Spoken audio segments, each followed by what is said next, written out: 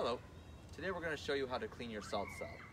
This is something generally done at least once a year, depending on the water. It could be done 2 to 3 times if you have harder water in your town or neighborhood. Make sure the system is shut down before you remove the salt cell. It's just 2 single nuts holding the salt cell on. Generally, you should just hand tighten them so you can unscrew them by hand.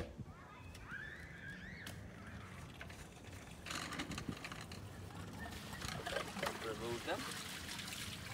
If they are too tight, you can use a large pair of channel locks to loosen them up. Don't grip them too tight. You don't want to break these nuts because they cannot be replaced. You have to do a whole bunch of replumbing.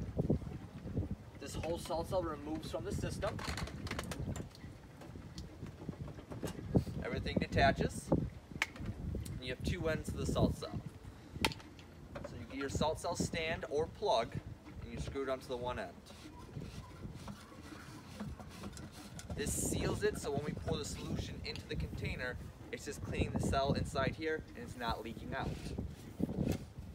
For demonstration purposes, I'm going to use this bucket.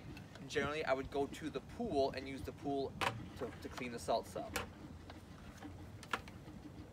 The reason being, the salt cell, we're using an acid solution to clean the cell. You do not want to pour it in your grass. It will kill your grass or plant life around the pool area. You would get your solution of cell cleaner from BioGuard. Undo the cap. You pour it into the salt cell. 1 container is enough for the entire cell.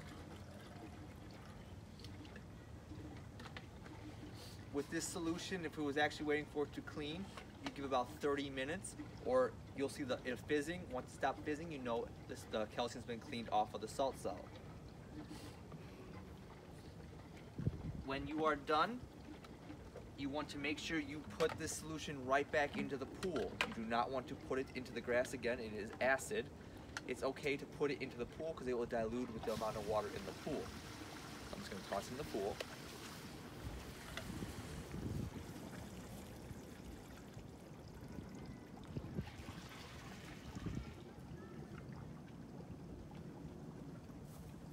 Then you remove the stand from the bottom.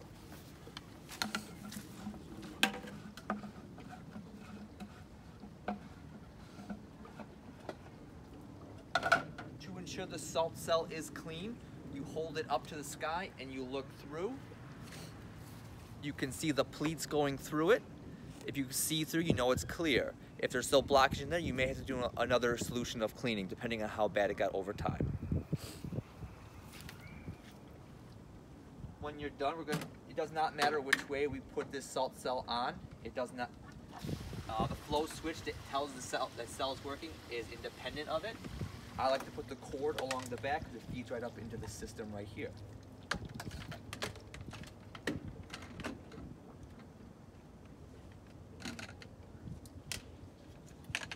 And remember, a good rule of thumb with this is to snug everything. You don't need to crank it down. If there is a little leak, you can use that pair of channel locks, but generally you do not have to.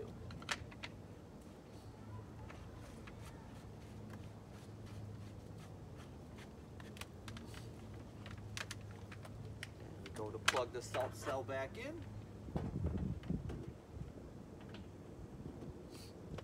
And then after you put it back to reassemble it, we can turn the system back on.